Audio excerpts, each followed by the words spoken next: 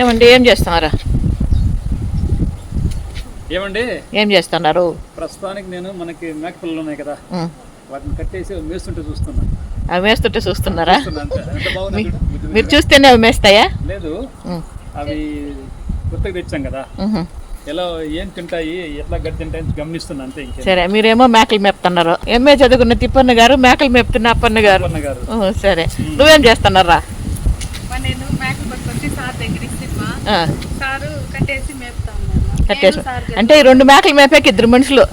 అంటే నల్ల మేకను మేపేకి నల్ల బట్టలు, తెల్ల మేకను మేపేకి తెల్ల బట్టలు. రాముడు దూరం కట్టేయాలి వాడంతా రై పదరా పట్టుకోవద్దా నా పక్కే.